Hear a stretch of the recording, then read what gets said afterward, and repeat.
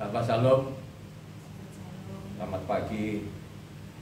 Kembali lagi pagi ini kita ibadah Sabat. Sabat yang sudah ditentukan Tuhan dari awal penciptaan semesta ini, hari ke-7, dan dia berhenti untuk memberkati, memberikan kehidupan, kesehatan dan kesehatan siapa saja yang menghormati hari Sabatnya, yang menguduskan hari Sabatnya. Itu perintah hukum Taurat. Pagi ini renungan kita, pembacaan kita hari ini terambil dari Bilangan 18 ayatnya 1 sampai 32. Jadi kita harus baca lengkap satu perikop ini masalah perpuluhan. Jadi sekali lagi, pembacaan kita suci pada pagi hari ini terambil dari Bilangan 18 ayat 1 sampai ke 32. Silakan dibaca yang keras. Kewajiban dan penghasilan imam dan orang Lewi. Yahweh berfirman kepada Aharon, engkau ini dan anak-anakmu beserta seluruh sukumu haruslah menanggung akibat setiap kesalahan terhadap tempat kudus. Sedang hanya engkau beserta anak-anakmu lah yang harus menanggung akibat setiap kesalahan yang dilakukan dalam jabatanmu sebagai imam. Suruhlah juga saudara-saudaramu, suku Lewi, suku bapa leluhurmu mendekat bersama-sama dengan engkau, supaya mereka menggabungkan diri kepadamu dan melayani engkau apabila engkau ini beserta anak-anakmu ada di depan kemah hukum. Mereka harus melakukan kewajiban mereka kepadamu dan kewajiban mereka mengenai kemah seluruhnya. Hanya kepada perkakas tempat kudus dan kepada mesbah janganlah mereka mendekat, nanti mereka mati baik mereka maupun kamu. Mereka harus menggabungkan diri kepadamu dan melakukan kewajiban mereka mengenai kemah pertemuan sesuai dengan segala pekerjaan pada kemah itu. Tetapi orang awam jangan mendekat kepadamu, dan kamu ini haruslah melakukan kewajibanmu mengenai tempat kudus dan kewajibanmu mengenai mesbah, supaya orang Israel jangan lagi tertimpa oleh mereka. Sesungguhnya aku ini telah mengambil saudara-saudaramu orang Lewi dari tengah-tengah orang Israel sebagai pemberian kepadamu, sebagai orang-orang yang diserahkan kepada Yahweh untuk melakukan pekerjaan pada kemah pertemuan. Tetapi engkau ini beserta anak-anakmu harus memegang jabatanmu sebagai imam dalam segala hal yang berkenaan dengan mesbah dan dengan segala sesuatu yang ada di belakang tabir, dan kamu harus mengerjakannya sebagai suatu jabatan pemberian. Aku memberikan kepadamu jabatanmu sebagai imam itu, tetapi orang awam yang mendekat harus dihormati. Lagi berfirmanlah Yahweh kepada Aharon, sesungguhnya aku ini telah menyerahkan kepadamu pemeliharaan persembahan khusus yang kepadaku. Semua persembahan kudus orang Israel kuberikan kepadamu dan kepada anak-anakmu sebagai bagianmu. Itulah suatu ketetapan untuk selama-lamanya. Inilah bagianmu dari segala persembahan yang maha kudus itu, yaitu dari bagian yang tidak harus dibakar, segala persembahan mereka yang berupa korban sajian, korban penghapus dosa, dan korban penebus salah yang dibayar mereka kepadaku. Itulah bagian maha kudus yang menjadi bagianmu dan bagian anak-anakmu. Sebagai bagian maha kudus haruslah kamu memakannya, semua orang laki-laki boleh memakannya. Haruslah itu bagian kudus bagimu, dan ini pun adalah bagianmu, persembahan khusus dari pemberian mereka yang lain, termasuk segala persembahan rujukan orang Israel. Semuanya itu kuberikan kepadamu dan kepada anak-anakmu laki-laki dan perempuan bersama-sama dengan engkau. Itulah suatu ketetapan untuk selama-lamanya. Setiap orang yang tahir dari seisi rumahmu boleh memakannya. Segala yang terbaik dari minyak dan segala yang terbaik dari anggur dan dari gandum, yakni yang sebagai hasil pertamanya dipersembahkan mereka kepada Yahweh, aku berikan kepadamu. Hulu hasil dari segala yang tumbuh di tanahnya yang dipersembahkan mereka kepada Yahweh adalah juga bagianmu. Setiap orang yang tahir dari seisi rumahmu boleh memakannya. Semua yang dikhususkan bagi Yahweh di antara orang Israel menjadi bagianmu. Semua yang terdahulu lahir dari kandungan segala yang hidup yang dipersembahkan mereka kepada Yahweh, baik dari manusia maupun dari binatang, adalah bagianmu. Hanya haruslah kamu menebus anak sulung manusia, juga anak sulung binatang yang najis haruslah kamu tebus. Mengenai uang tebusannya, dari sejak berumur 1 bulan haruslah kau tebus menurut nilainya, yakni 5 shekel perak ditimbang menurut shikal kudus, shikal ini 20 gera beratnya. Tetapi anak sulung lembu, domba atau kambing janganlah kau tebus, semuanya itu kudus. Darahnya haruslah kau siramkan pada mezbah, dan lemaknya kau bakar sebagai korban hati-hatian, menjadi bau yang menyenangkan bagi Yahweh. Tetapi dagingnya adalah bagianmu, sama seperti dada persembahan dan paha kanan. Segala persembahan khusus, yakni persembahan kudus yang dipersembahkan oleh Israel kepada Yahweh, aku berikan kepadamu dan kepada anak-anakmu laki-laki dan perempuan bersama-sama dengan engkau.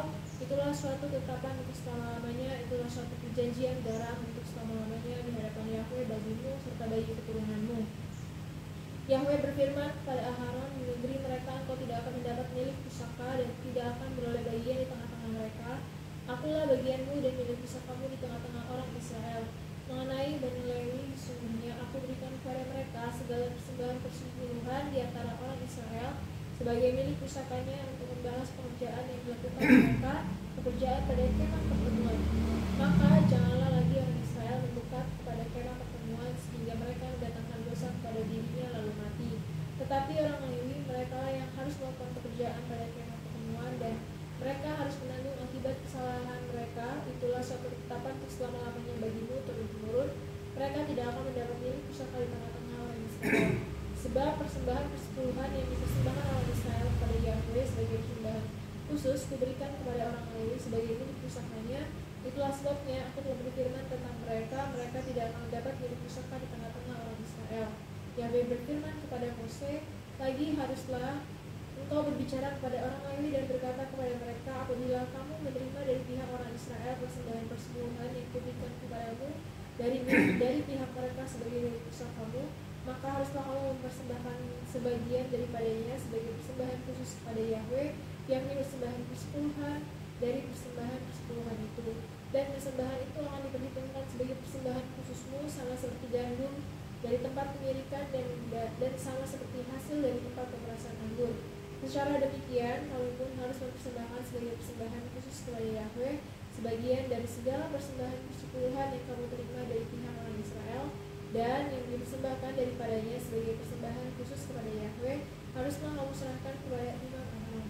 Dari segala yang diserahkan kepadamu, yakni dari segala yang terbaik di antaranya, haruslah kamu mempersembahkan seluruh persembahan khusus kepada Yahweh sebagai bagian kudus daripadanya.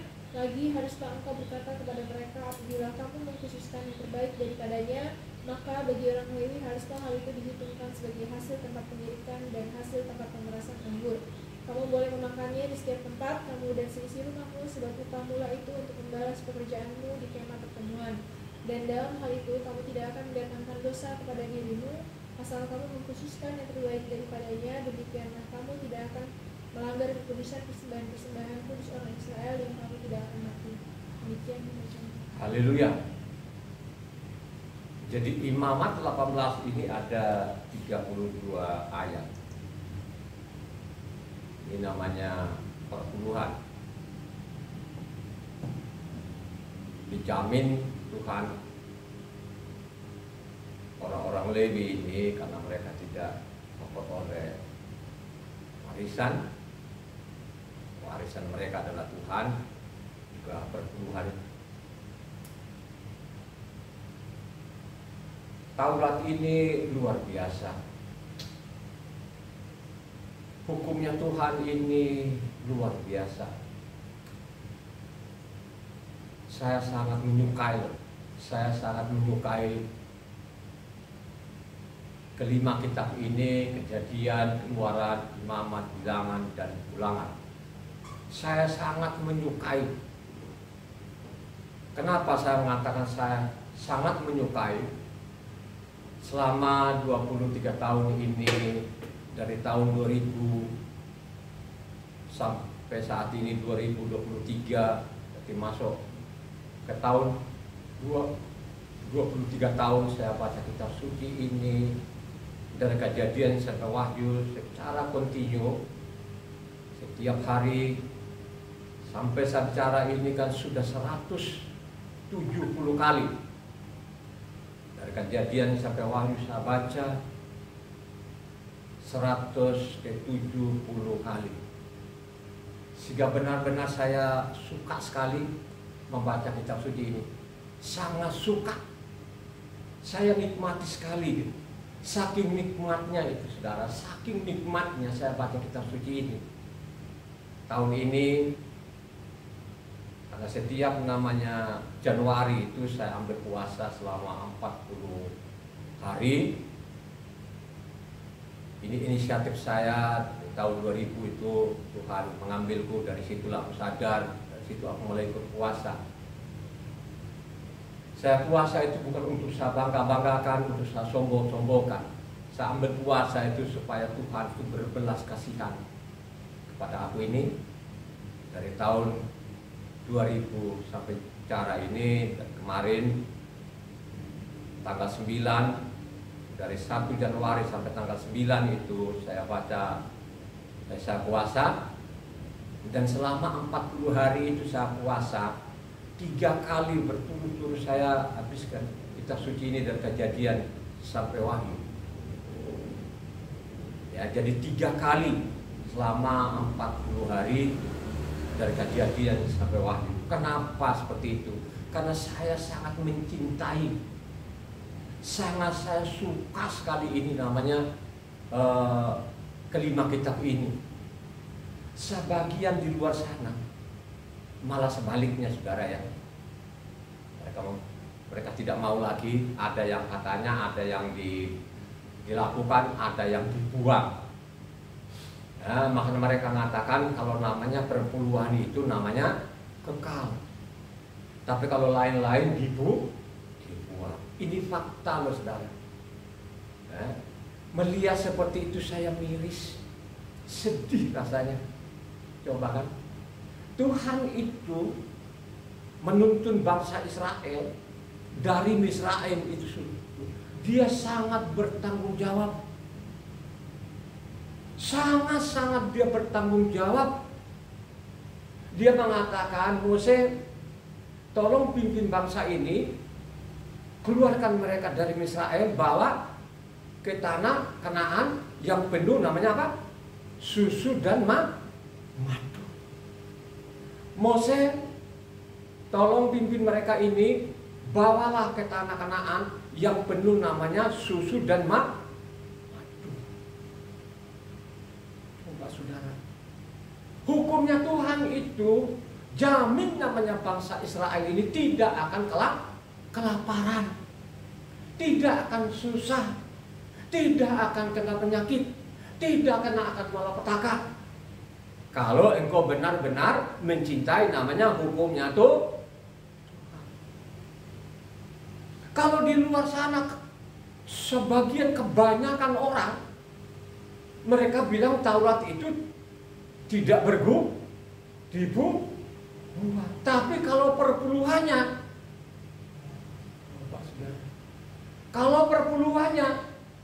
wih, saudara, jangan ditanya loh saudara. Jangan ditanya, ya. Benar-benar mengatakan itu sah. Ini fakta. Saya bukan mengarang-arang. Di tempat-tempat ibadah itu sekarang itu kalau namanya perpuluhan pasti diingat. Sangat diingat saudara. Tapi kalau yang lain-lain dibuang. Bagi saya ini yang membaca kitab suci setiap hari, Taurat itu segala-galanya. Tanpa Taurat tidak mungkin saya ada di depan mimbar ini. Tidak mungkin saya akan sampaikan kebenaran ini. Ya. Makanya saya berulang-ulang kali, saya di mimbar itu tidak ada latar belakang saya pernah sekolah teologi dan lain, tidak. Ya. Dan tidak ada juga pun dalam keinginan saya ini supaya bicara di depan mimbar, tidak ada. Ya, nggak ada. Saya ini kan pekerja, saya ini kan pengusaha. Makanya kalau saya cari uang dulu, kalau orang-orang cari uang bisa di Jakarta, ya Jakarta. Kalau saya ini kan cari uang seluruh Indonesia, ya kan? Dari Sumatera sampai Papua, saya keliling-keliling cari uang. Dapat gak? Ya dapat lah. Tahun 2000 itulah Tuhan mengambilku, menaruh belas kasihan Dari situlah Tuhan benar-benar memberikan kemampuan untuk saya baca kitab suci. Sehingga saya mengatakan kepada jemaat, ya, ambil keputusan. Rendahkan hatimu, mari engkau baca kitab suci. Kalau engkau baca kitab suci ini dengan baik benar, dari Kejadian sampai Wahyu, tidak mungkin kamu ditipu. Dan tidak mungkin juga kau ikut-ikutan bahwa Taurat itu ada sebagian yang dipakai, ada sebagian dibuang. Tidak pernah Tuhan perintahkan. Tidak pernah saya ketemukan itu Tuhan memerintahkan seperti itu. Yang memerintahkan Tuhan itu hanya kelima kitab ini dijaga, harus dijaga. Kalau engkau jaga ini, makanya dia akan jamin. Kurang apa lagi? Coba kan? Kurang apa lagi bangsa ini? Coba, apakah dalam perjalanan itu Tuhan membiarkan namanya bangsa Israel kelaparan, kausan? Tidak, dia bertanggung jawab. Dikasih mana 40 tahun mereka makan. Hanya persoalan kalau kita baca selanjutnya tadi, sesudah namanya tadi 18 selanjutnya sana, bagaimana mereka melihat namanya mana itu, mereka bilang sudah muak.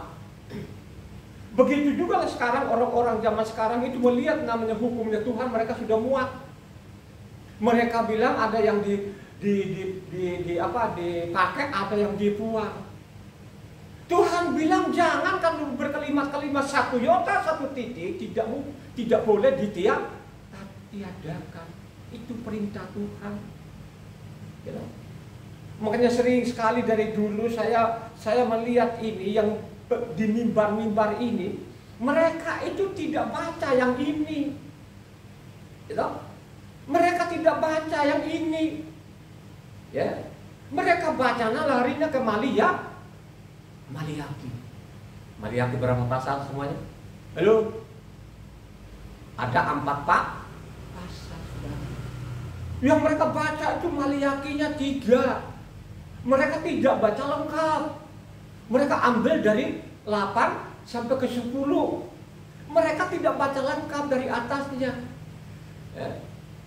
Sesudah saya baca kitab suci ini yang saya bilang sampai saya bicara ini, yang 170 kalinya dari Kejadian sampai, makanya sering saya melihat, oh begitu mereka ini. Coba kan, mereka tidak baca namanya bilangan ini, ya. Tapi mereka ambil dari Maliaki 3 ayat 8, coba ayat 8 10. Ini mereka pakai loh di mimbar ini. Mereka bentak-bentak orang, mereka meledak di mimbar itu. Coba saudara, mereka tidak baca namanya 67 atau namanya Maliaki 1 ayatnya 68. Coba baca dulu yang tadi Maliaki 3 ayatnya 8 10. Bolehkah manusia menipu Tuhan? Namun kamu menipu aku, tetapi kamu berkata, dengan cara bagaimanakah kami menipu engkau? Mengenai persembahan persepuluhan dan persembahan khusus, kamu telah kena kutuk, tetapi kamu masih menipu aku. Iya, kamu seluruh bangsa, bawa seluruh persembahan persepuluhan itu ke dalam rumah perbendaharaan, supaya ada persediaan makanan di rumahku, dan ujilah aku.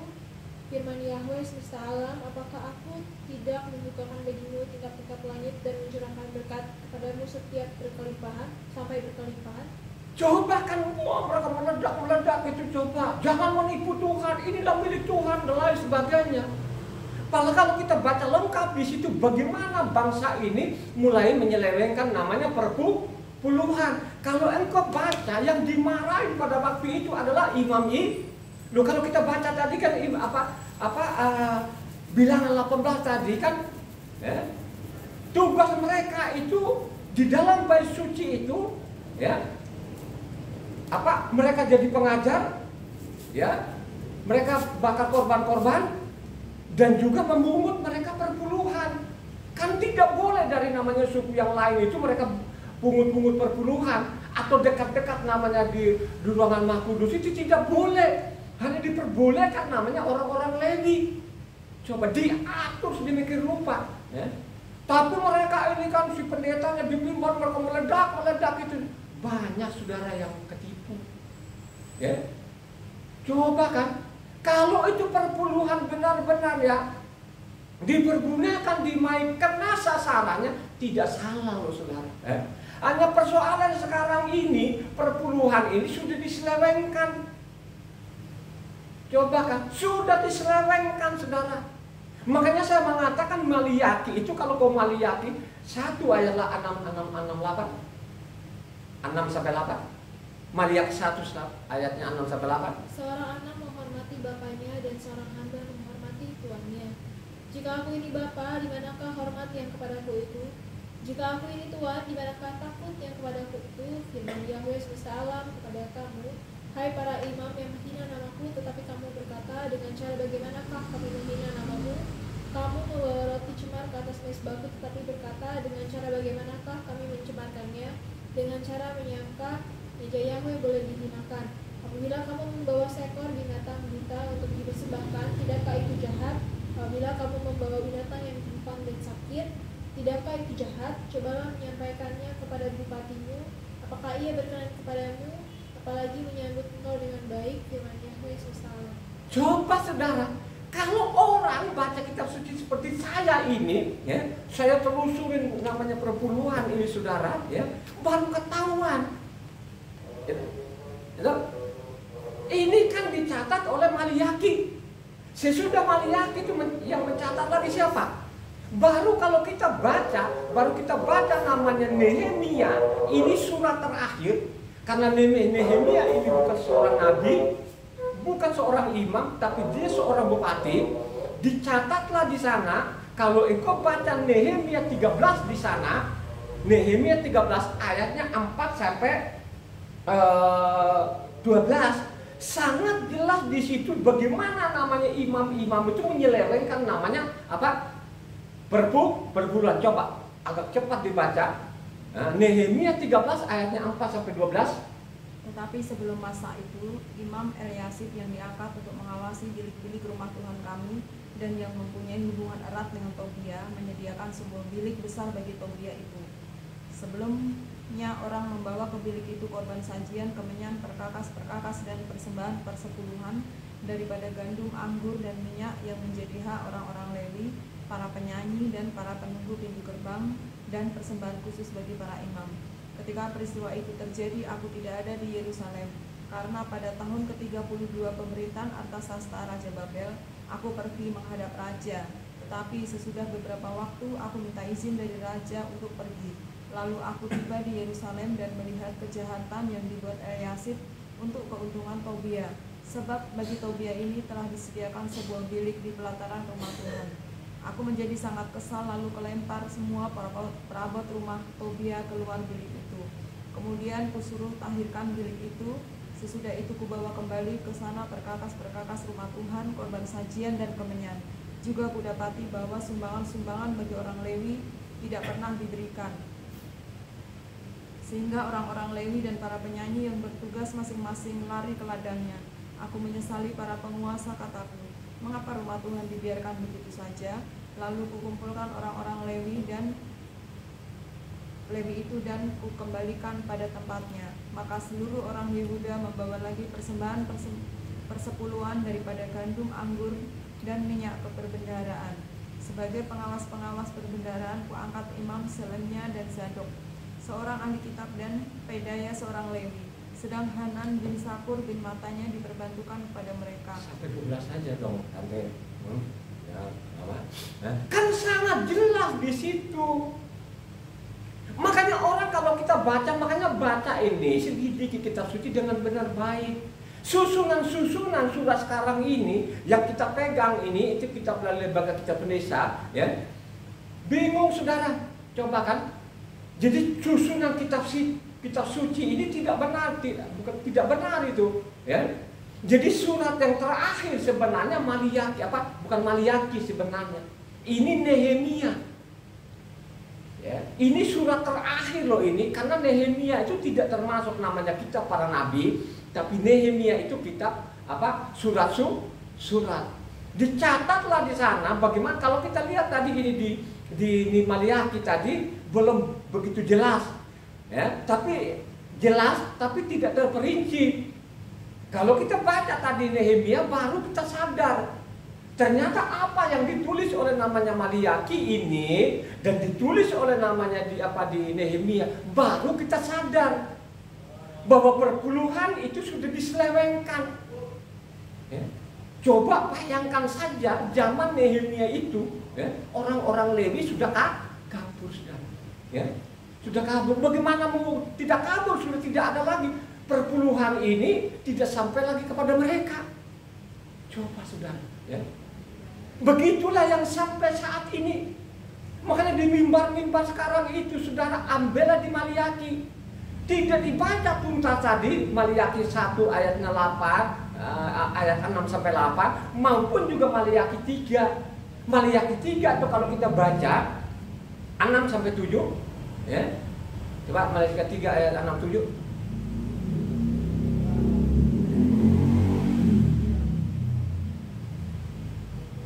Bahwasannya aku Yahweh tidak berubah dan kamu Bani Yakob tidak akan lenyap.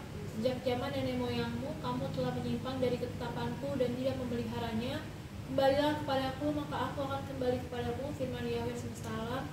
Tetapi kamu berkata, dengan cara bagaimanakah kami harus kembali? Ya. Jadi tidak dibaca lengkap, ya. Kalau kau baca lengkap kitab suci secara berurutan, ketahuan saudara.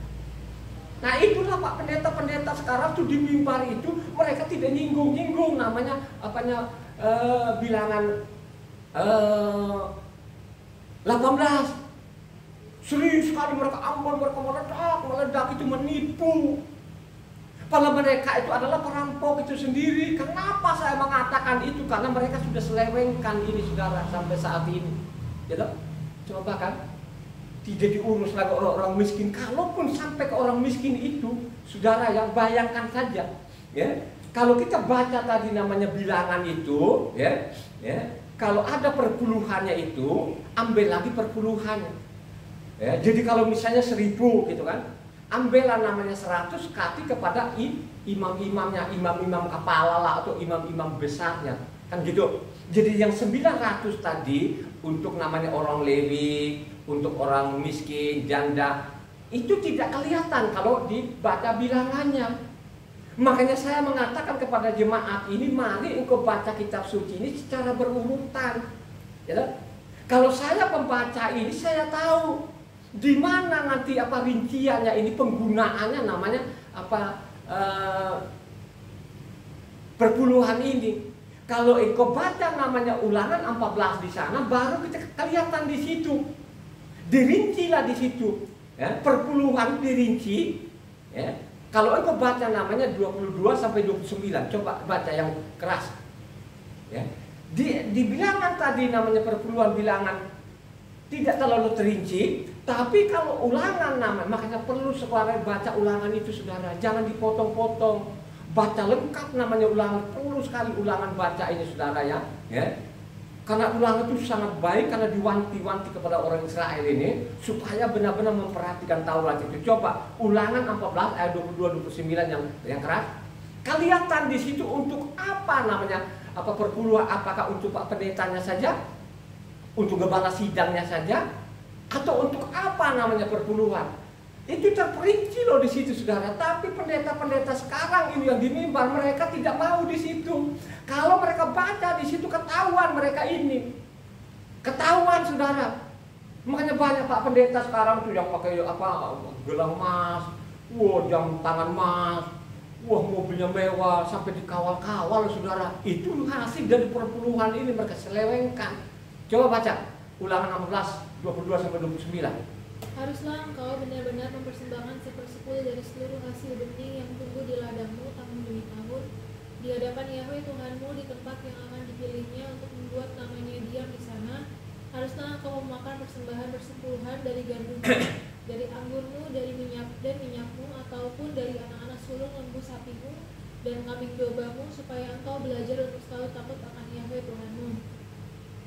Apabila dalam hal kau diberkati Yahweh Tuhanmu, jalan itu terlalu jauh bagimu, sehingga engkau tidak dapat mengangkutnya, karena tempat yang akan dipilih Yahweh untuk menegakkan namanya di sana terlalu jauh dari tempatmu, maka haruslah engkau menguangkannya dan membawa uang itu ke dalam bungkusan dan pergi ke tempat yang akan dipilih Yahweh Tuhanmu, dan haruslah engkau membelanjakan uang itu untuk segala yang disukai hatimu, untuk lembu sapi atau kambing domba, untuk anggur atau minuman yang memabukkan atau apapun yang diingini hatimu. Dan haruslah engkau makan di sana, di hadapan Yahweh Tuhanmu dan bersukaria engkau dan seisi rumahmu. Juga orang Lewi yang diam di dalam tempatmu janganlah kau abaikan, sebab ia tidak mendapat bagian dari pusaka bersama-sama engkau.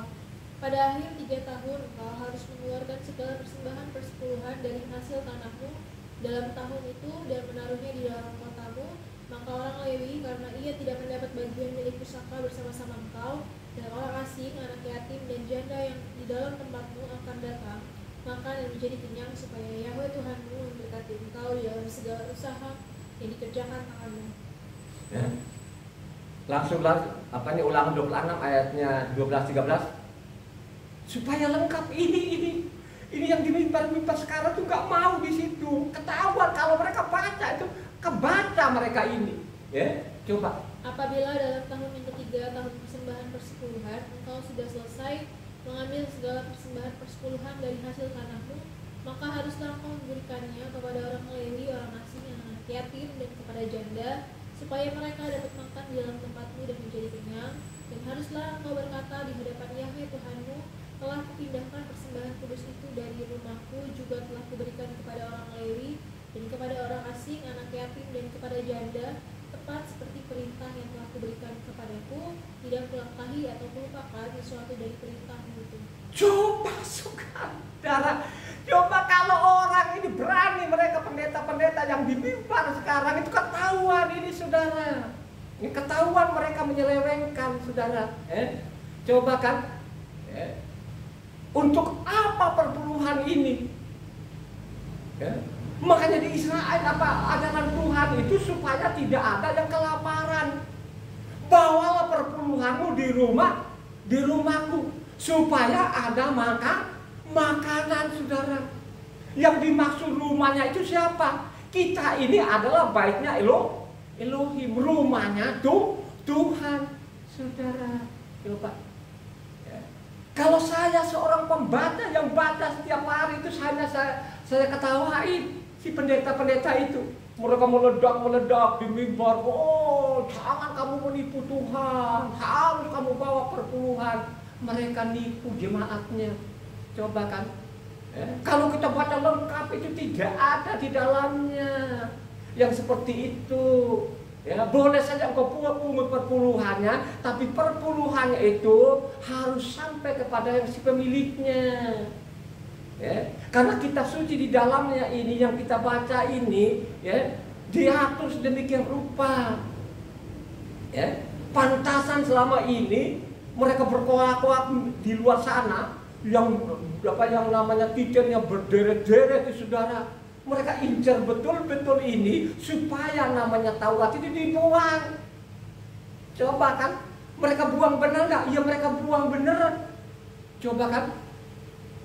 Makanya saya mengatakan itu Sabat saja pun ada ancaman saja pun mereka tidak peduli. Mereka gantikan nama hari lain. Coba ini ibadah minggu saja pun yang ada ancamannya.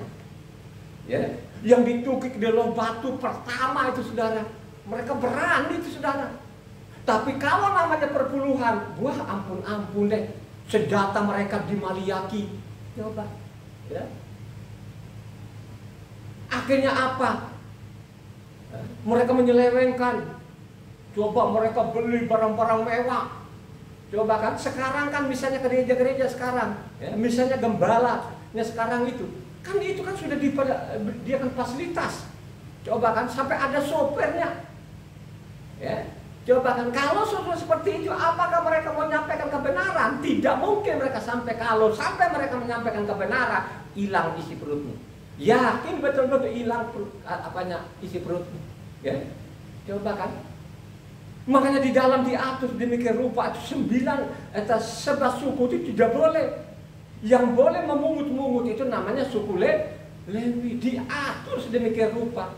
Suku Lewi sendiri pun juga sekarang diajar ya, supaya perpuluhan ini ya, berikan kepada janda, yatim, orang miskin ya. Itu perpuluhannya seperti itu. Sehingga di dalam namanya orang-orang Israel tidak ada namanya orang miskin. Kalau ada orang-orang miskin tadi ini, perpuluhan ini sampaikan kepada mereka. Sekarang dibalik, ya toh? Yang 1.000 perak tadi, 900 untuk Pak Pendetanya, orang miskinnya hanya 100. Coba saudara, apa itu mau gemuk? Mau gemuk itu makin kurus. Kan terbaca lah ini, kalau orang baca berurutan, berjalanlah waktu, siapa yang menyelewengkan itu? Yang menyelewengkan namanya, apanya, hukum-hukumnya Tuhan ini siapa? Orang biasa atau imam-imamnya atau nabi-nabinya? Halo? Jadi imam-imamnya, nabi-nabinya mulai menyeleweng saudara. Sudah nggak puas lagi namanya apa perpuluhan tadi, ya. Mereka mulailah, mereka kalau mengajar itu mereka minta bayaran. Coba, mereka minta bayaran loh saudara. Ya. Siapa ini? Orang-orang Israel. Dicatatlah di sana, di mana? Coba, Mika 3 ayat 5. Mika 3 ayat 5. Beginilah firman Yahweh terhadap para nabi yang menyesatkan bangsaku, yang apabila mereka mendapat sesuatu untuk dipunya, maka mereka menyerukan damai, tetapi terhadap orang yang tidak memberi sesuatu ke dalam mulut mereka, maka mereka menyatakan perang. Coba saudara, itu nabi saudara. Kalau mereka dapat yang dikunyah, oh kamu diberkati Tuhan. Kalau tidak ada yang dikunyah, oh mereka perangan. Itu yang terjadi sekarang ini di mimbar. Ditakut-takutin orang. Karena di Indonesia ini banyak sekali nabi-nabi. Ya. Itu semua nabi palsu. Coba saudara, mereka terima itu saudara. Coba, masa seorang nabi suruh apa? Minta bayaran. Begitu juga lah imam-imamnya. Kalau engkau baca tadi Mika 3 ayat 11, coba imam-imamnya juga tidak kalah gesit lagi juga. Coba. Para kepalanya memutuskan hukum karena suap, dan para imamnya memberi pengajaran karena bayaran. Para nabinya menenung karena uang, padahal mereka bersandar kepada Yahweh dengan berkata, bukankah Yahweh ada di tengah-tengah kita? Tidak akan datang malapetaka menimpa kita. Coba ini kan saudara, berjalanlah waktu, imamnya, nabinya, kepala-kepalanya sami mawon. Mulailah mereka menyeleweng dari namanya perintah Tuhan. Makanya kalau baca namanya bilangan itu baca pelan. Ya, makanya saya menganjurkan kepada jemaat ini, mari engkau baca kitab suci dari Kejadian sampai Wahyu. Supaya engkau ini memiliki pengetahuan, supaya kau tidak ditipu dari mimbar. Ya, dulu ada almarhum namanya Benyamin. Coba kan, akhirnya kalungnya Benyamin dulu nggak tahu lah berapa gram itu, ya. Apa 20 atau 30 gram itu, ya. Coba kalungnya Benyamin itu gede. Akhirnya apa? Kayak dihipnotis kan begitu, coba kan, ya. Supaya dia memberikan nanti, akhirnya dia nanti kalau kau berikan nanti akan dapat berapa kali?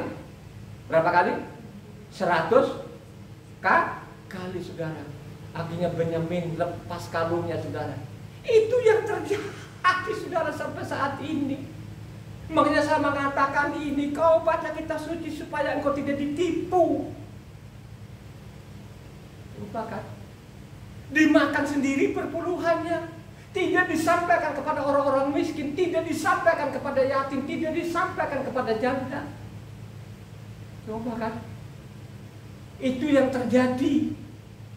Mereka wah sampai beli apartemen, anaknya sekolah negeri, wah sepatunya, jasnya. Itu jasnya berapa duit? Dari mana? Ya kan?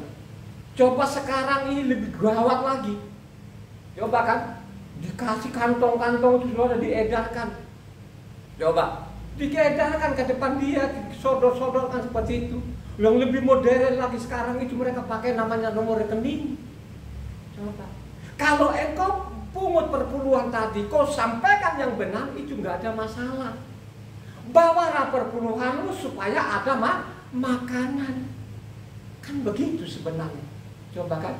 Makanya kata Tuhan tadi, Moses, ambillah bangsa Israel, bawalah, karena kamu bawa di tanah Kanaan itu penuh namanya susu dan madu. Coba baca Keluaran 3 ayatnya 8.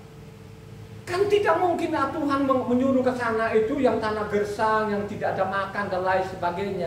Coba saudara, ayat 8-nya, Keluaran 3 ayat 8. Sebab itu aku telah turun untuk melepaskan mereka dari tangan orang Misraim dan menuntut mereka keluar dari negeri itu ke suatu negeri yang baik dan luas, suatu negeri yang berlimpah-limpah susu dan madunya, ke tempat orang Kanaan, orang Het, orang Amori, orang Periz, orang Hewi, dan orang Yebus. Coba saudara, pergi tuntun mereka ke tanah Kanaan yang penuh madu dan susu, saudara. Ya? Semua di dalamnya kalau kita baca, makanya saya mengatakan Taurat itu segala-galanya luar biasa karena ada jaminan. Dijamin kita ini. Nggak susah, lu tidak akan mati dengan kelaparan. Tapi apa yang terjadi? Berjalanlah waktu penyelewengan demi penyelewengan. Ya, coba. Penyelewengan demi penyelewengan. Coba kan, orang-orang Lewi sendiri pun menyeleweng. Coba. Akhirnya apa? Pernah nggak orang Israel sampai potong anaknya? Halo? Ya? Pernah sampai potong anaknya? Dijamin di dalam itu tidak ada yang kelaparan. Yang penting ini perpuluhan, jangan diselewengkan. Coba kan? Akhirnya apa? Ya, kalau engkau baca namanya 2 Raja-Raja 6, ya, coba 2 Raja-Raja 6 ayatnya 24-29.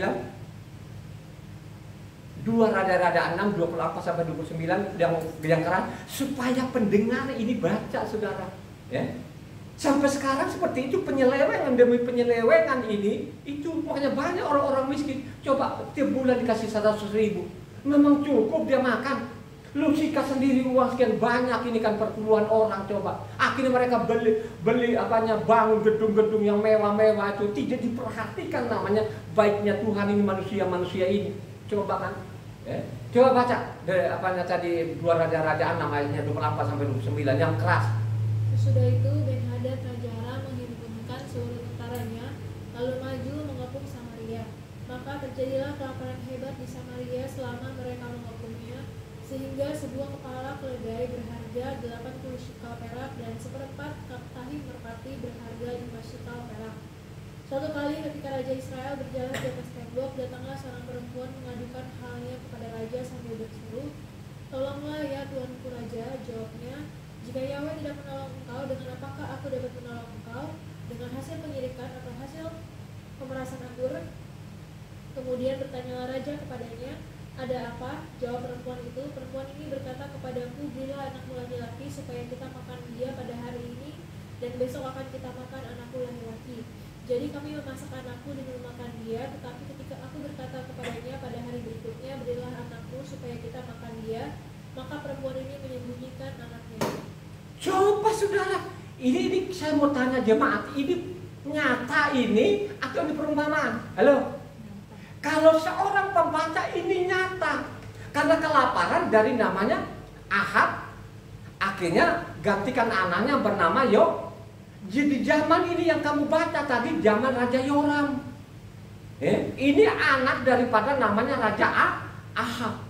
Ya, coba kan Ahab itu kawin namanya Isabel ini.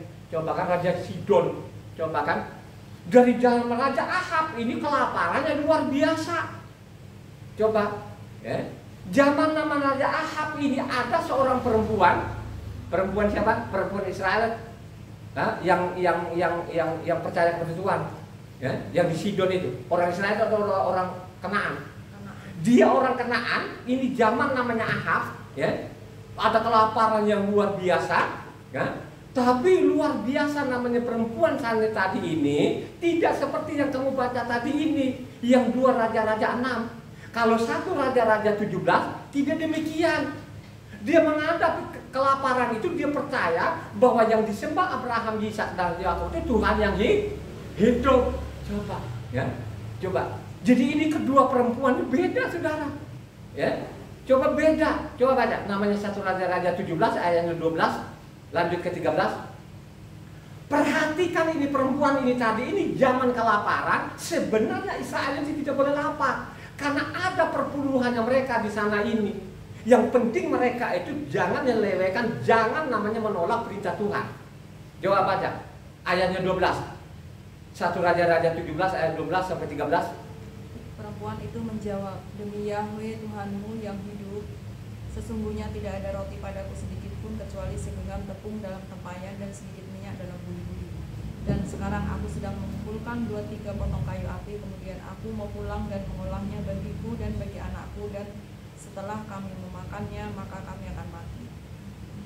13. Tetapi Elia berkata kepadanya, janganlah takut, pulanglah, buatlah seperti yang kau katakan, tetapi buatlah lebih dahulu bagiku sepotong roti bundar kecil daripadanya dan bawalah kepadaku.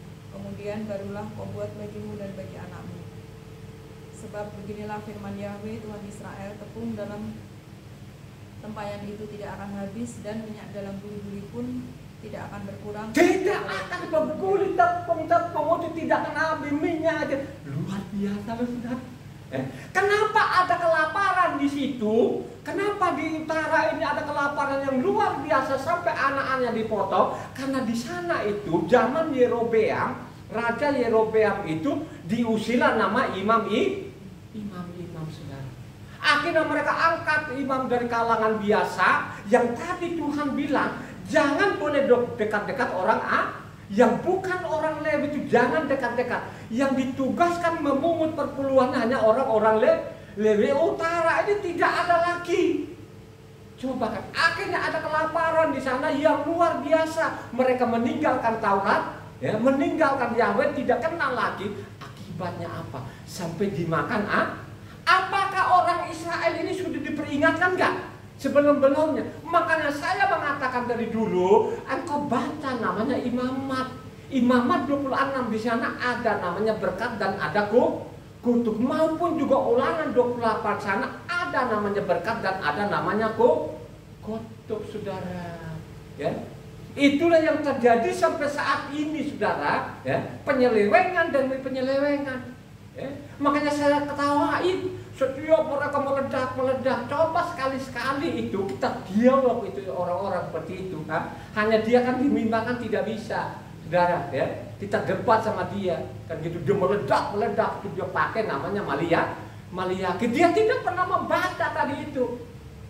Dia tidak pernah mengajarkan orang namanya bilangan 14 maupun juga Ulangan 14 maupun Ulangan 26. Karena Ulangan 18 maupun 20 sangat jelas di situ dijelaskan manfaat daripada namanya perpuluhan. Coba saudara, ya. Yang paling parah lagi saya baca di YouTube kemarin ada seorang dokter, ya, Dokter S namanya. Dia meledak saudara. Coba kan, ada mungkin jemaatnya dia bertanya, Pak pendeta kan gitu kan, kenapa sekarang itu orang-orang Kristen itu makan babi? Padahal di dalam kalau kita baca namanya Imamat 11 di sana itu namanya tidak boleh makan babi, kan begitu kan?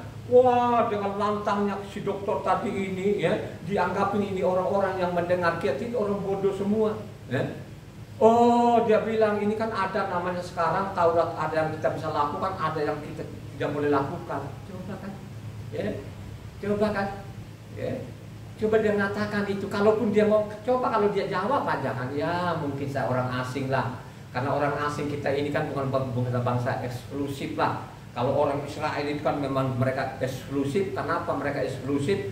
Karena mereka nanti jadi namanya bangsa imamat maupun bangsa raja nih kan begitu kan. Sehingga mereka menjaga betul-betul kekudusannya. Kalau orang-orang asing pun ya paling tidak lah.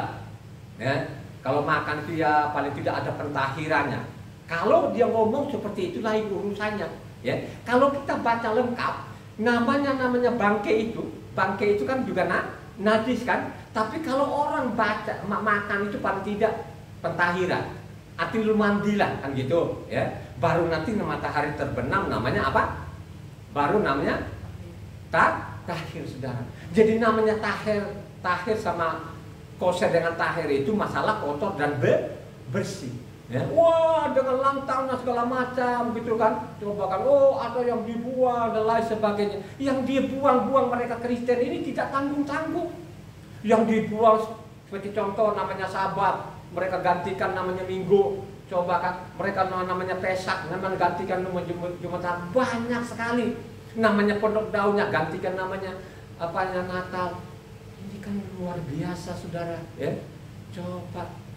Kalau engkau baca kitab suci tiap hari, pasti lo akan mencintai namanya Taurat Tuhan. Karena Taurat ada jaminan. Kalau saya ngomong ini Tuhan tidak jamin, saya tidak akan ngomong. Coba, selama 23 tahun saya tidak pernah ke obat, tidak dokternya sehat. Karena ada jaminannya. Dijamin juga saya tidak akan lapar. Sampai sekarang itu saya masih makan. Coba, kesehatanku terjaga. Coba kan, saya tidak mati keliling-keliling Indonesia sekarang, saya pakai mobil dan lain sebagainya. Saya tidak mati karena celaka. Karena dijamin oleh Tuhan. Coba saudara, dijamin kita ini. Coba, ada namanya kitab yang dijamin kita ini disuruh buang. Halo, Taurat itu baik gak? Taurat itu sangat baik.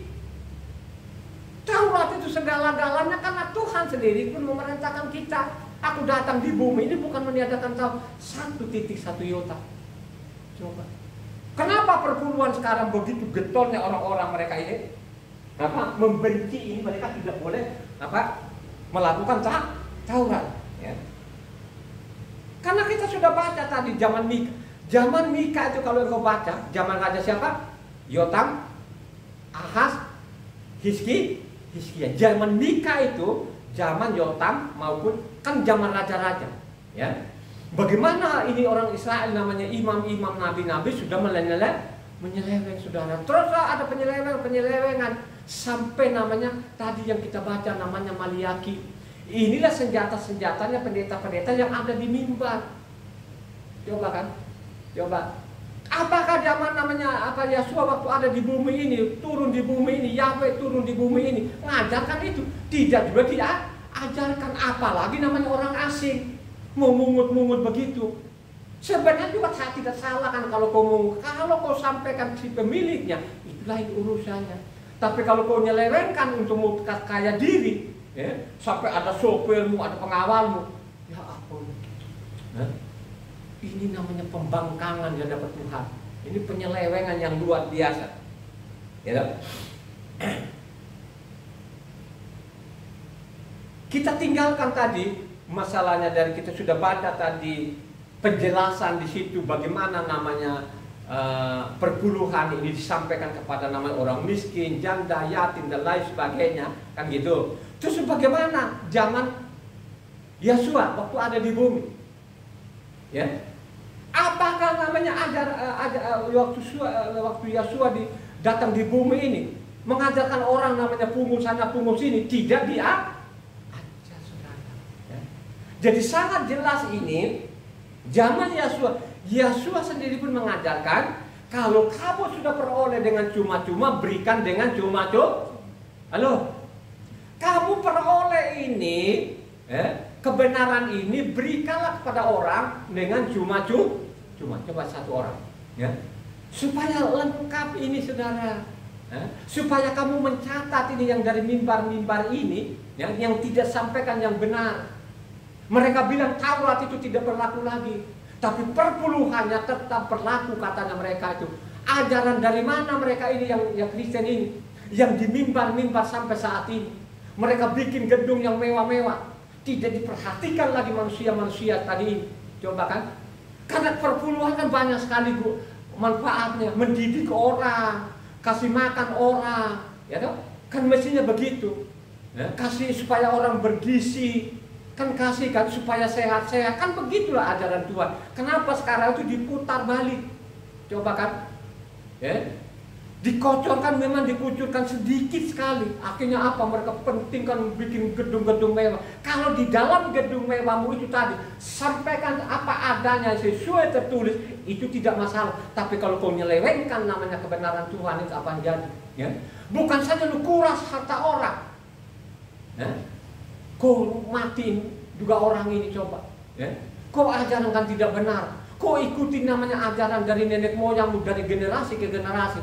Coba sampai saat ini mereka ajarkan. Loh, sekarang si dokter ini kan ditonton di YouTube. Di YouTube itu ribuan orang yang nonton dia. Coba kan, berapa orang yang dia bunuh tuh? Coba. Itu dibunuh secara rohani. Kalau dia sudah bunuh secara rohani, jangan berpikir-pikir langsung mati, saudara. Itu mati pelan. Ya, lu nggak kena penyakit karena ini dan lain sebagainya. Mungkin kau nggak kena lapar, pasti kau kena penyakit. Kan begitu di dalamnya.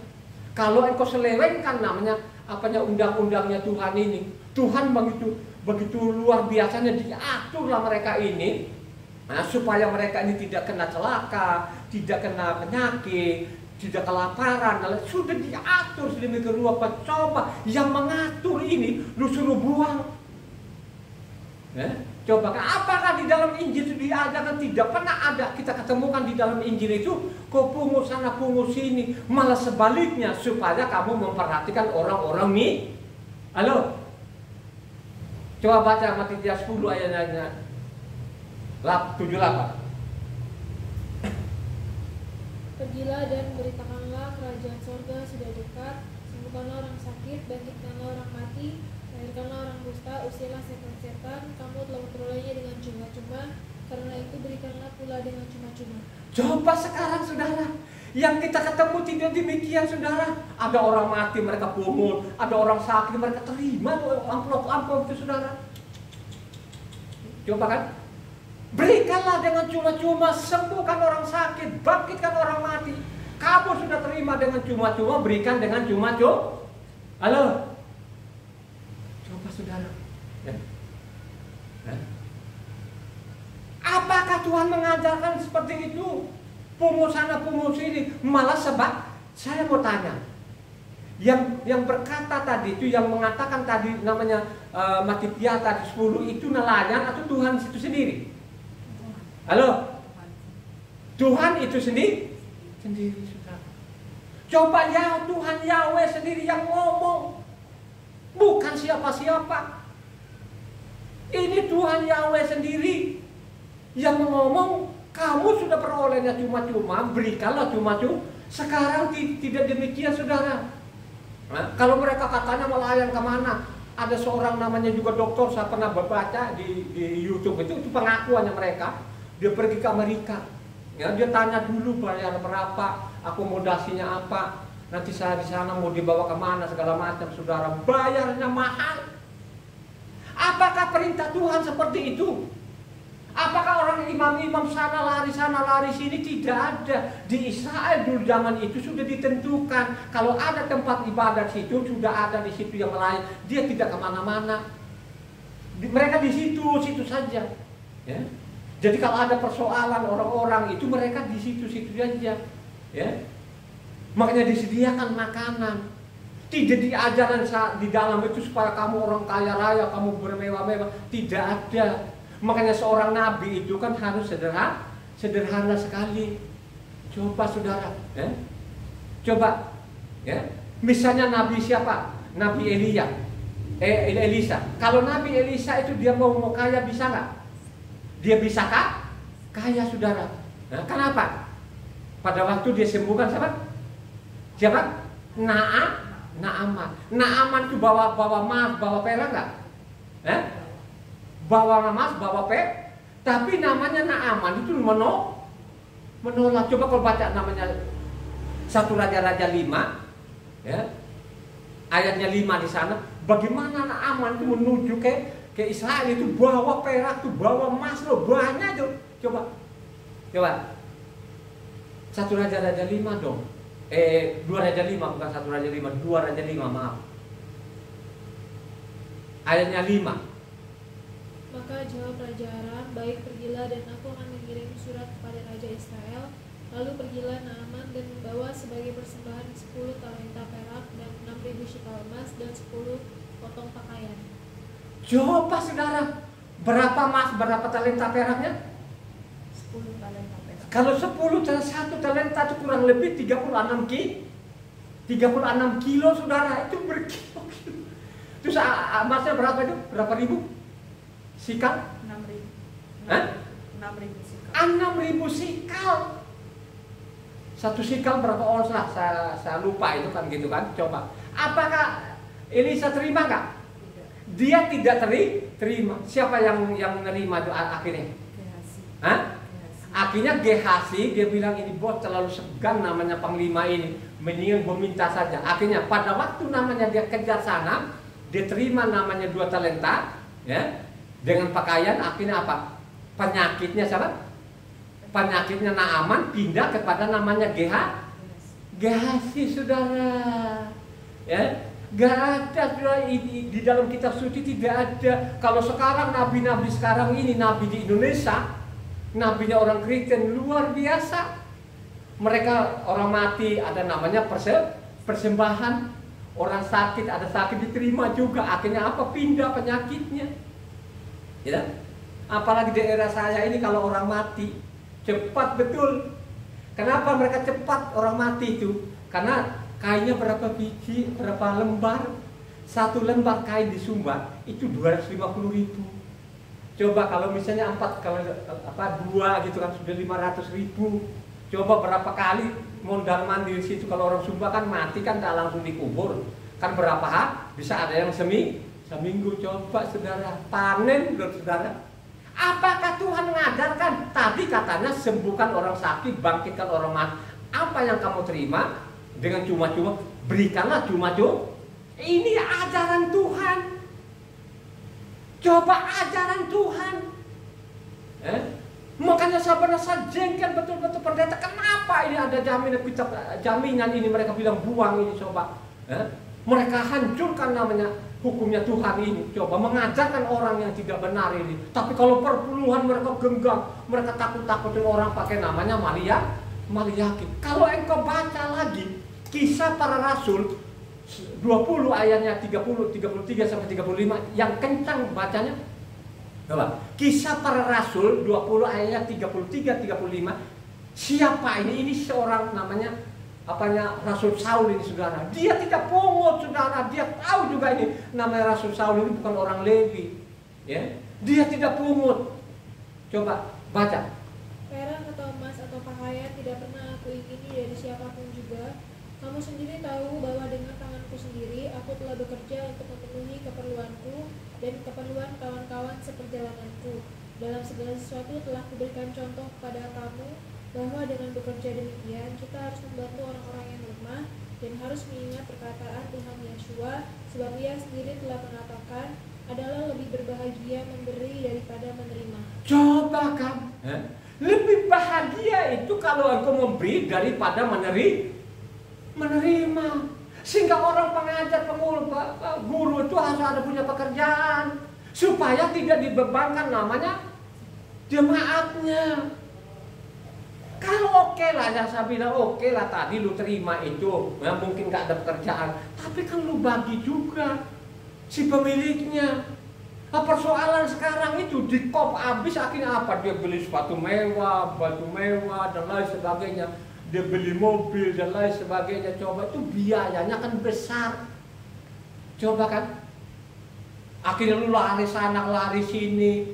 Coba sampai ke luar negeri.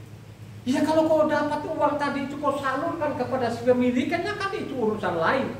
Coba kan. Tapi kalau kau memperkaya diri, coba kan, apalagi lu bikin gedung. Ya dalam gedung itu kalau kau sampaikan yang benar, kenapa tadi yang namanya perpuluhan, namanya ulangan 14, ulangan 26, kenapa lu gak buka dari situ?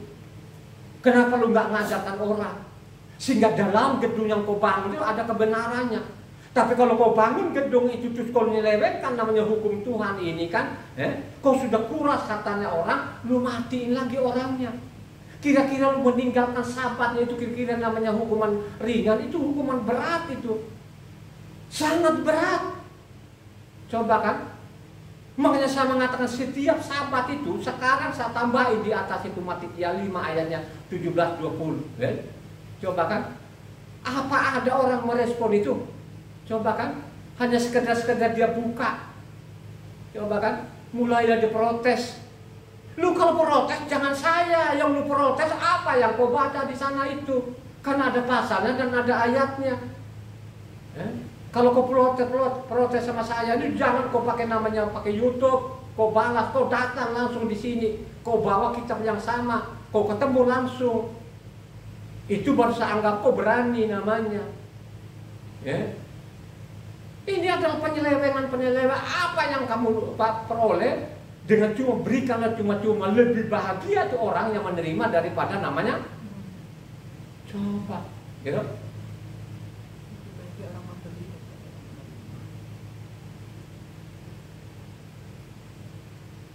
Kalau kita baca lagi 1 Korintus 9, ya.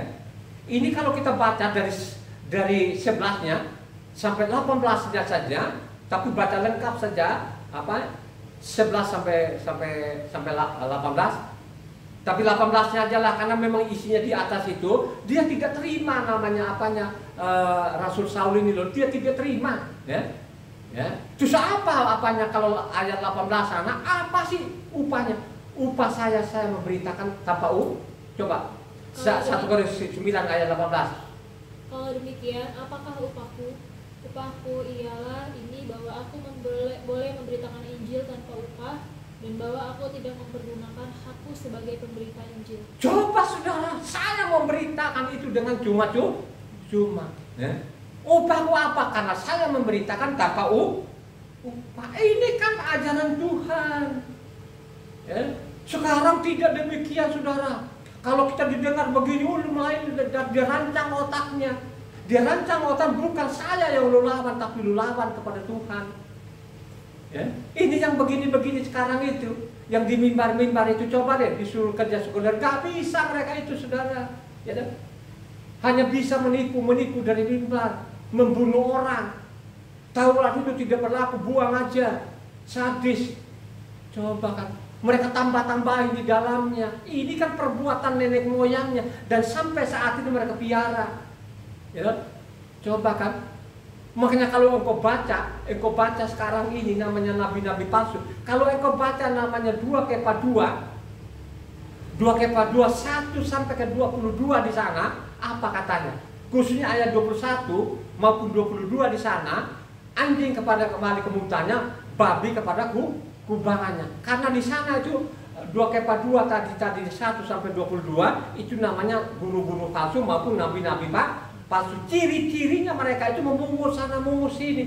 Itu ciri-cirinya namanya nabi-nabi palsu, guru-guru palsu. Ya.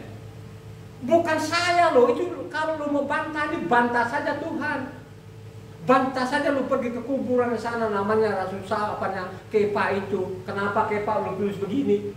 Ya. Coba kan. Tinggal lu bantah aja dari situ. Ya. Makanya mengatakan tadi kan, upahku apa? Upahku itu saya memberitakan tanpa upah. Coba 2 Korintus 12 ayatnya 13-15. Sebab dalam hal manakah kamu dibelakangkan dibandingkan dengan jemaat-jemaat lain, selain daripada dalam satu hal ini, yaitu bahwa aku sendiri tidak menjadi suatu beban kepada kamu, maafkanlah ketidakadilanku ini. Sampai 15. Sesungguhnya sekarang sudah untuk 3 kalinya aku siap untuk mengunjungi kamu, dan aku tidak akan melupakan suatu beban bagi kamu, sebab bukan hartamu yang kucari, melainkan kamu sendiri, karena bukan anak-anak yang harus mengumpulkan harta untuk orang tuanya, melainkan orang tualah untuk anak-anaknya.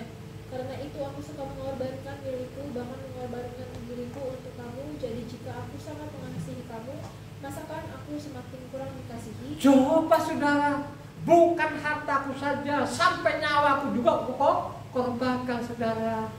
Ada nggak sekarang ini seperti itu? Tidak ada. Gitu. Kalau mereka mendengar ini kan, wah pasti mereka bilang, oh ini namanya orang-orang yang sudah ditentukan mati. Bukan dia merenung itu, ya. Sehingga dia kembali benar-benar hukumnya Tuhan. Coba, supaya benar-benar kembali namanya perintah-perintahnya Tuhan. Karena Tuhan sendiri pun Tauratnya tidak boleh namanya dikutak-kutik. Ini perintahnya. Ya. Jangan engkau tergiur dengan gelar-gelarnya.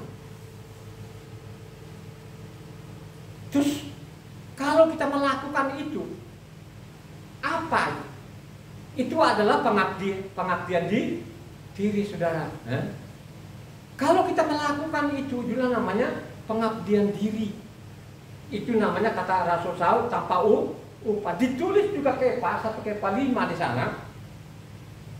1 Kefa 5 ayat 1 sampai 4. Aku menasihatkan para penatua di antara kamu, aku sebagai teman penatua dan saksi penderitaan Hamasia, yang juga akan mendapat bagian dalam kemuliaan yang akan menyatakan kelak. Gembalakanlah kawanan domba Tuhan yang ada padamu, jangan dengan paksa tetapi dengan sukarela sesuai dengan kehendak Tuhan, dan jangan karena mau mencari keuntungan tetapi dengan pengabdian diri. Janganlah kamu berbuat seolah-olah kamu mau memerintah atas mereka yang dipercayakan kepadamu, tetapi hendaklah kamu menjadi teladan bagi kawanan domba itu. Kamu harus jadi teladan dari domba-domba ini, pengabdian diri. Ini namanya ajaran-ajaran Rasul Saul. Ajaran namanya apa? Kefa. Coba saudara, makanya Rasul Saul itu untuk namanya memenuhi namanya kebutuhan mereka, makanya mereka ada pekerjaannya mereka. Pekerjaan Rasul Saul apa? Halo? Tukang kemah saudara. Coba baca namanya Kisah Para 18 ayat 1 sampai 3 yang keras. Supaya orang pendengar ini mencatatnya, supaya jangan ditipu dari mimbar ini. Ini makin edan sekarang, makin menggila ini sekarang. Coba namanya Kisah Para 18 ayat 1 sampai 3.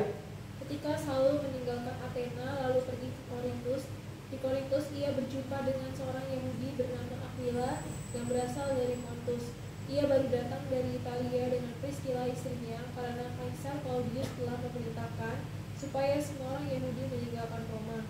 Saul singgah ke rumah mereka, dan karena mereka melakukan pekerjaan yang sama, ia tinggal bersama-sama dengan mereka. Mereka bekerja bersama-sama karena mereka sama-sama tukang kemah. Jadi untuk memenuhi kebutuhan mereka itu dari tukang kemah tadi mereka dapat upah saudara. Sehingga dia mengatakan saya tidak jadi beban kemana-mana. Karena memang saya beritakan itu dengan cuma karena Tuhan yang mengajari supaya kita beritakan dengan cuma. Dia sudah tahu juga orang Israel yang memungut itu perpuluhan adalah imam-imam itu. Saya tidak salahkan betul kalau kau namanya pungut itu, tapi harus kau sampaikan ke si pemiliknya. Ya, coba kan, sehingga dia tidak jadi pencuri, ya, sehingga dia jadi tidak perampok. Ya, kasih namanya apa biaya untuk mendidik orang supaya dia jadi orang baik, kan begitulah fungsinya perpuluhan itu. Ya, kenapa sekarang diselewengkan? Masuk ke kantongnya namanya gembalanya sendiri. Coba, akhirnya gembalanya sendiri dia bikin kejahatan. Itu jahat loh saudara. Ya, coba kan, berpoya-poya sampai dikawal-kawal. Ada dulu lah, tapi udah almarhum itu kemana-mana dulu dikawal saudara. Ya, coba kan ada namanya gembala sidang ini gede banget deh. Ya, di Indonesia itu sampai dikawal itu. Ada pengawalnya pakai motor besar. Coba saudara, mobil saja pun mobil mewah Alphard. Apakah Tuhan mengajarkan seperti itu? Diajarkan di dalam supaya jadi contoh jemaat, supaya dia benar-benar sederhana. Kata Rasul Saul, bukan saja nyawaku, bukan hartaku, sampai nyawa pun saya korbankan. Hartaku juga saya korbankan. Lebih bahagia itu memberi daripada menerima. Dia nggak mau. Kalau sekawan kagak saudara, orang sakit terima juga amplop. Coba orang mati apalagi tempat saya, wah di mana-mana tuh saudara ada amplop. Ya, bagaimana lu kasih amplop orang lu tambah lagi lu sogok lagi, akhirnya dia tidak sampaikan kebenaran itu. Dia tutupi terus, dia tidak mau baca namanya Bilangan 18, dia tidak mau baca namanya Ulangan 14, dia tidak mau baca namanya Ulangan 26. Ditutupi. Saudara, kalau sudah seperti ini, terus dia bilang itu kan ada Taurat, ada yang dilakukan, ada yang dibuang. Yang dia buang-buang sekarang ini nggak tanggung-tanggung. Saya mau buka saja ini sahabatnya, ini ada ancaman mati. Coba kan? Kalau engkau mendengar itu diperingatkan, tetap kau bilang selamat. Ya? Coba kan? Ada nggak firmannya? Kita kasih orang begini, terus tetap aja, oh gua selamat gitu. Apa hukumannya kalau sudah seperti itu? Halo? Ya, kita sampaikan seperti orang sekarang ini, kita sampaikan terus mereka abaikan, ada ancamannya kan? Ada kan? Coba baca Ulangan 29 ayat 19 sampai 21 yang keras. Ya, kita sampaikan ini, mereka mau terima tidak terima silakan, tapi mengatakan di situ Ulangan 29 ayat 19 sampai 21 apa katanya? Tetapi apabila seseorang pada waktu mendengar perkataan sumpah serapah ini menyangka dirinya tetap diberkati dengan berkata, aku akan selamat walaupun aku berlaku degil, dengan demikian dilenyapkannya baik tanah yang kegenangan maupun yang kengeringan, maka Yahweh tidak akan mau mengampuni orang itu, tetapi murka dan cemburu Yahweh akan menyala atasnya pada waktu itu. Segenap sumpah serapah yang tertulis dalam kitab ini akan menghinggapi dia, dan Yahweh akan menghapuskan namanya dari kolong langit. Coba kan, mendengar khotbah saya sekarang ada protes, sudah ada pasalnya seperti itu saudara. Karena saya khotbah ini kan saya nggak ngarang dari otak saya, pakai pasal dan ayat, saya ungkap ini. Kenapa saya ungkap ini? Terlalu banyak korban saudara. Mereka berkoar-koar di mimbar, Taurat itu ada yang dipakai, ada yang dibuang. Ya, kalau namanya sahabat itu kan tidak Sabtu itu menguntungkan nggak untuk di mimbar? Tidak menguntungkan. Kalau namanya Minggu sangat karena banyak yang hadir saudara, dari situlah dikuras. Makanya di Minggu itu ada namanya perpuluhan, ada namanya persembahan yang edarkan saudara karena sangat menguntungkan. Tapi kalau namanya Sabat itu tidak menguntungkan bagi mereka. Tapi ingat baik-baik, di balik itu ada ancamannya sangat berat. Tidak ada pengampunan di situ saudara ya. Saya kasih tahu. Ya. Aku sampaikan ini, kau dengar ini, kau bilang aku tetap selamat, aku tetap degil. Nah itu tadi kan Ulangan 29, 19 sampai 21. Tinggal lu renungkan itu. Ya. Tetap bandel. Ya. Ada lagi yang mereka salah tafsir sekarang ini yang di mimbar ini, perpuluhan itu dilarikan namanya benih yang di Yang di tanah yang baik. Coba sekarang baca. Ini sekarang taktik-taktik mereka ini. Mereka coba-coba ini namanya menutupi namanya perpuluhan. Perpuluhan sekarang mereka larikan namanya benih yang ada di tanah yang baik. Coba baca. Matius 13 ayat 8. Matius 13 ayat 8 yang keras. Dan sebagian jatuh di tanah yang baik lalu berbuah, ada yang 100 kali lipat, ada yang 60 kali lipat, ada yang 30 kali lipat. Inilah yang dipakai di mimbar-mimbar sekarang, seolah-olah namanya persen. Kalau hanya lu bawa namanya 30%, makanya dapat namanya 30%. Kalau bapak 60%, lu dapat 60%. Kalau engkau dapat namanya 100, pasti lu dapat 2 kali lipat. Itulah yang saya bilang tadi, almarhum namanya Benyamin itu. Akhirnya kalungnya berapa? 30 gram kalau nggak salah dulu, lenyap dari lehernya saudara. Ya? Karena itu tadi dihipnotis namanya jemaatnya. Diambilnya di situ seolah-olah itu bicara namanya perpu. Saya mau tanya ini jemaat-jemaat yang sudah baca setiap hari yang cerdas, itu bicara perpuluhan atau bicara kebenaran? Halo, yang keras suara. Masalah kebenaran, saudara. Kenapa saya bilang masalah kebenarannya? Kalau engkau baca selanjutnya, penjelasannya di mana? Matius 13 ayatnya 23 yang keras. Dijelaskan tadi tanah yang baik, dijelaskan 2 ayat 23. Yang ditaburkan di tanah yang baik ialah orang yang mendengarkan firman itu dan mengerti, dan karena itu ia berbuah. Ada yang 100 kali lipat, ada yang 60 kali lipat, ada yang 30 kali lipat. Dan dia mengerti, itulah yang saya bilang tadi. Kalau engkau baca kitab suci itu seperti orang dari TK. Artinya lama-lama namanya kau mengerti, itu namanya 30, 60, namanya 100% sampai napasmu habis. Kau bertahan namanya Taurat dan hukum itu namanya 100%. Amin gak? Itu orang-orang cerdas, orang-orang yang mau diselamatkan. Tapi kalau di luar sana di mimbar mereka berkoak-koak bahwa itu bicara namanya perpu, disitulah mereka garuk kantong orang. Coba kan, kalau kau garuk kantong orang tadi itu tidak salah. Yang salah nanti kau habis garuk kantong orang, kau tidak sampaikan ke miliknya, kau putar balik, kau bilang namanya Taurat itu namanya tidak berlaku lagi, nah itu namanya mati. Coba kan? Ya, ini namanya orang yang begini miliaran, saudara. Saya bisa beritahukan ini tidak.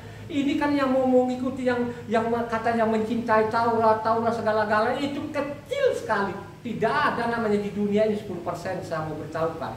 Tidak ada itu. Ya. Bagaimana mau lawan orang yang miliaran ini, saudara, kan gitu kan? Coba kan? Coba. Ini kan mereka mengatakan, ini kan dipengaruhi oleh namanya pendetanya. Coba kan, mereka nipu orang, tidak diungkapkan, tidak dicatat yang benar, tidak disampaikan yang sesuai namanya di dalam isi kitab suci di dalamnya. Mereka putar balik. Itulah yang mereka pakai sampai saat ini. Ya kalau kau bawa 1.000 lah, yang lu dapat hanya 1.000.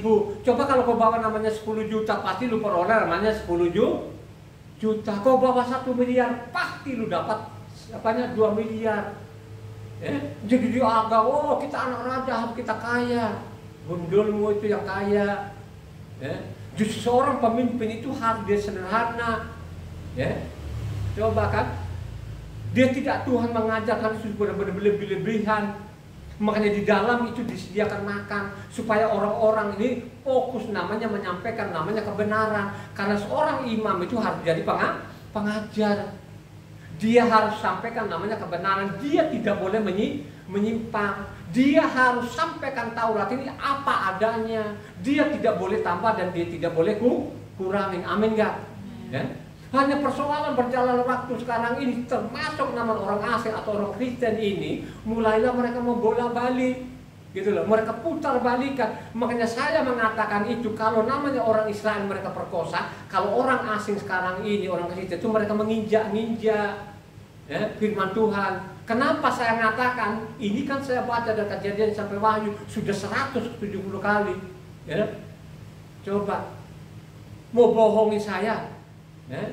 Makanya saya bilang jangan pakai tulisan di dalamnya. Kalau kau ketemu langsung, ketemu fisik deh.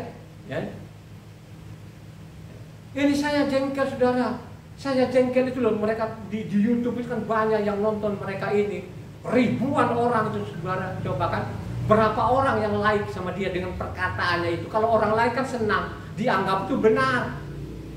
Ini yang like ini kan tidak pernah baca kitab suci ini. Hanya dia pengaruh karena dia seorang dokter. Coba kan, dia tidak pernah membaca nanti namanya Matitia 23. Coba masih 23.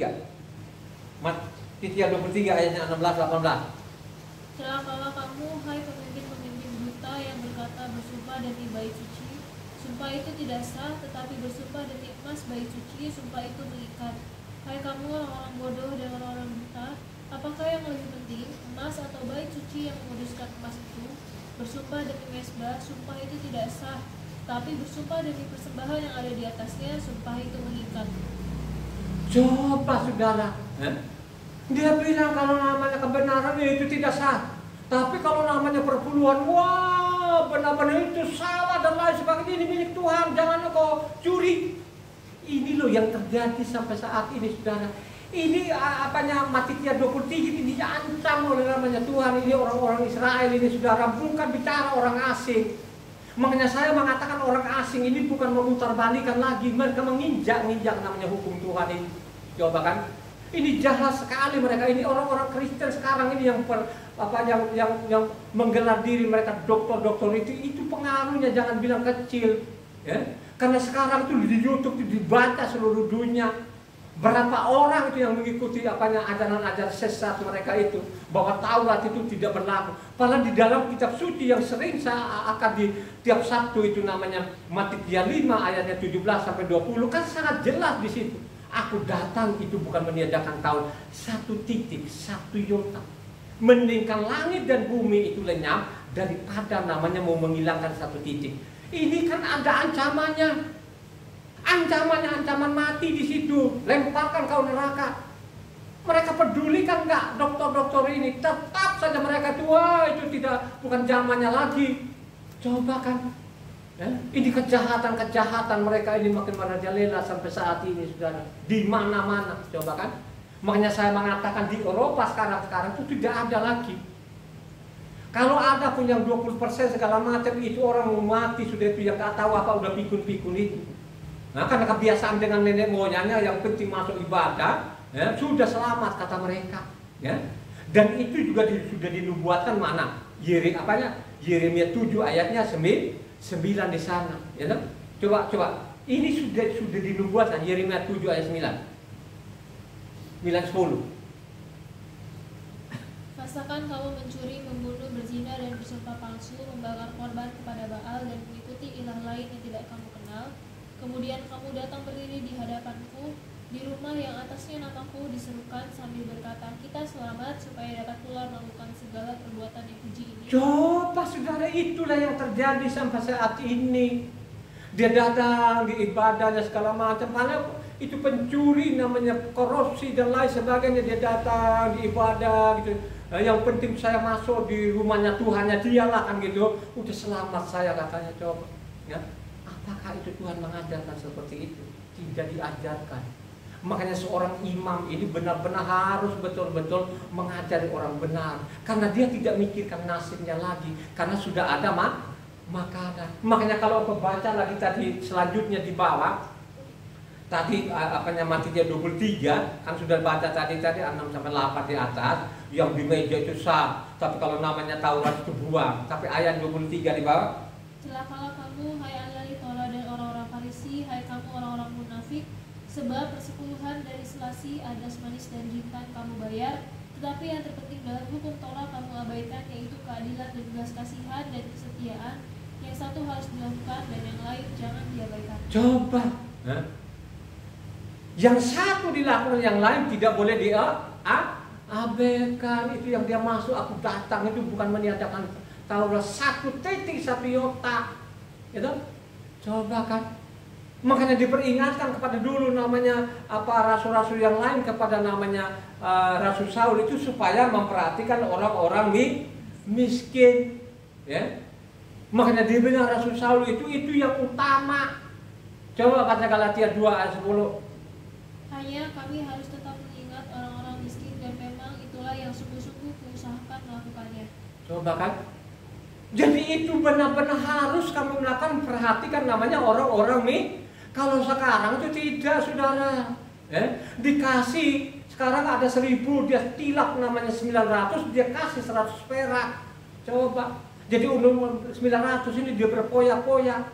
Dia beli ini, wah paling. Coba kalau kita lihat di mimbar sekarang ini, ada jasnya, ada dasinya, sepatunya, bahwa dialah nanti pemilik sorga. Lu bukan pemilik sorga, lu bertentangan namanya isi kitab suci, lu tidak jadi contoh, ya kan? Coba kan? Nah, makanya kalau kau baca namanya 1 Timotius 3 di sana, seorang namanya penilik, seorang namanya pengada, dia harus namanya apa? Sederhana. Ya, coba baca namanya 1 Timotius 3 ayatnya 1 sampai berapa? 6 nggak? Coba. Yang keras. Supaya pendengar ini baca ini. Benarlah perkataan ini, orang yang menghendaki jabatan pendali jemaat menginginkan pekerjaan yang indah. Karena itu penilik jemaat haruslah seorang yang tak bercacat, suami dari 1 istri, dapat menahan diri, bijaksana, sopan, suka memberi tumpangan, jangan mengajar orang, bukan peminggu, bukan pemarah, melainkan peramah, pendamai, bukan hamba uang. Seorang kepala keluarga yang baik, disegani dan dihormati oleh anak-anaknya. Jikalau seorang tidak tahu mengepalai keluarganya sendiri, bagaimanakah ia dapat mengurus jemaat Tuhan? Janganlah ia seorang yang baru bertobat, agar jangan ia menjadi sombong dan kena hukuman iblis. Hendaklah ia juga mempunyai nama baik di luar jemaat, agar jangan ia digugat orang dalam dan jatuh ke dalam jerat iblis. Coba saudara, dia harus jadi contoh, dia beri tumpangan segala macam rumahnya, saudara. Dia jadi teladan. Kalau sekarang kagak. Makanya juga kalau kita baca namanya Timotius 1 Timotius 6 ayatnya 9-10 apa katanya? Ya. Akar dan segala kejahatan itu namanya cinta uang. Coba baca. Tetapi mereka yang ingin kaya terjatuh ke dalam cobaan, ke dalam jerat, dan ke dalam berbagai-bagai nafsu yang hampa, dan yang mencelakakan, yang menenggelamkan manusia ke dalam keruntuhan dan kebinasaan. Karena akar segala kejahatan ialah cinta uang, sebab oleh memburu uanglah beberapa orang telah menyimpang dari iman dan menyiksa menyiksa dirinya dengan berbagai-bagai duka. Coba saudara, akar dari segala kejahatan namanya cinta. Itulah mereka buru uang sana, buru uang sampai ke luar negeri. Kalau ke luar negeri kan paling tidak bayarnya lebih besar lagi. Akhirnya pulang dari dia berpoya-poya saudara. Dia tidak ingat lagi tanggung jawabnya. Ya, coba kan? Dia tidak ingat lagi tanggung jawabnya. Dia pungut sana, dia pungut. Siapa yang merintahkan itu? Tidak pernah ada diperintahkan orang Lewi itu harus betul-betul melayani orang nih. Amin gak? Itulah kata Rasul Saul yang utama loh saudara, kan gitu kan? Ya. Terus ajaran-ajaran di dalam itu, apakah benar-benar suruh pungut sana? Malah sebaliknya. Kata Rasul Saul, kamu peroleh harta rohani orang Yahudi, makanya kamu juga berikan harta apa? Jasmani kepada namanya orang Yahudi. Ada nggak itu? Kamu peroleh namanya harta rohani orang Yahudi, kamu juga pun harus berikan harta dunia kepada orang-orang Yahudi. Ada nggak firman? Halo, gimana? Baca Roma 15 ayatnya 25 sampai 28 yang kencang, supaya pendengar ini baca ini, supaya mencatat perpuluhannya ini, supaya engkau mencintai namanya hukumnya Tuhan. Ya, jangan kau abaikan satu titik, jangan kelima satu titik. Coba baca yang kencang. Tetapi sekarang aku sedang dalam perjalanan ke Yerusalem untuk mengantarkan bantuan kepada orang-orang kudus, sebab Makedonia dan Akhaya telah mengambil keputusan untuk menyumbangkan sesuatu kepada orang miskin di antara orang-orang kudus di Yerusalem. Keputusan itu memang telah mereka ambil, tetapi itu adalah kewajiban mereka, sebab jika bangsa-bangsa lain telah beroleh bagian dalam harta karun rohani orang Yahudi, maka wajiblah juga bangsa-bangsa lain itu melayani orang Yahudi dengan harta dunia mereka. Apabila aku sudah menunaikan tugas itu dan sudah menyerahkan hasil usaha bangsa-bangsa lain hal itu kepada mereka, aku akan berangkat ke Spanyol melalui kota kamu. Coba sekarang, kalau kamu memperoleh harta rohani kepada orang Yahudi, makanya lu sumbangkan juga harta dunia. Orang-orang kudus siapa? Adalah imam. Untuk orang-orang ada orang miskin, tadi yang kau baca. Kepada orang-orang itulah yang kata Rasul, itu yang saya sekarang diutamakan orang-orang miskin nggak sekarang? Boro-boro sekarang dia kasih. Bagaimana sih lu bermiliar-miliaran di tempat ibadahmu, terus lu biarkan orang-orang miskin keleleran, akhirnya jadi penipu sana nipu sini, kan malu. Coba kan? Ada dulu yang saya lihat ibu-ibu itu kan akhirnya diusir sana usir sini. Coba, apakah tempat ibadahnya bukan gereja besarnya besar, ya? Akhirnya apa, mau kontrak rumah dari mana?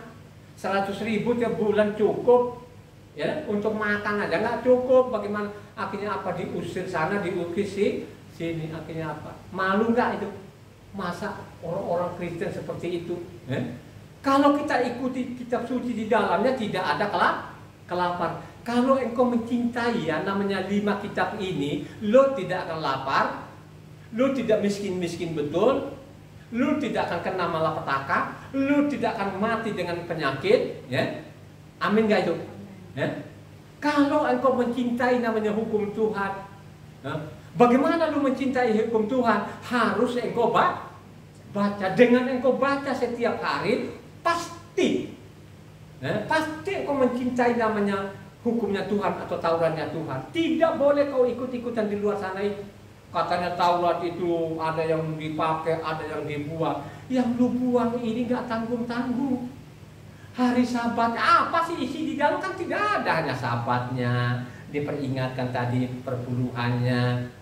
Ini perpuluhan yang sekian banyak, yang 11 suku ini jangan main-main loh, ya kan gitu kan? Lu betul-betul ngurusi orang-orang di dalam ini yang tidak seperti lo lah, yang dapat rezeki, kan gitu kan? Itu orang-orang miskin ini, perhatikanlah mereka ini. Paling tidak makanannya dulu mereka ini, pakaian mereka harus diuruslah orang-orang. Makanya Rasul Saul bilang tadi, itu yang saya utamakan. Amin gak? Ya? Marilah engkau renungkan baik-baik ini. Jangan engkau ikut-ikutan. Ini sudah dari generasi ke generasi ini. dosa dan dosa terus ditumpuk-tumpuk dosa ini. Dosa paling besar itu yang Tuhan tidak ampunkan lagi itu, ya, itu katanya Taurat itu dibuang. Taurat itu ada yang diperlakukan, ada yang tidak dilakukan, ya. Ingat baik-baik, yang dilakukan orang Kristen ini saya kasih tahu, ya, ini bukan masalah kecil, ini masalah besar. Dan sampai saat ini pun, sekalipun setiap Sabat itu saya cantumkan itu, ya, saya lihat mereka tidak respon, ya. Mereka anggap itu kan aliran-aliran nggak jelas katanya, coba kan. Pasti mereka seperti itu. Ini kan aliran-aliran nggak jelas ini kan gitu, coba kan, ya. Kalau benar-benar dia merendahkan hatinya, itu dia baca saja, ya. Coba dia baca saja yang saya tulis itu. Karena bukan saya yang merancang, yang mereka pegang itu kitab yang sama yang saya tulis. Coba kan, ya.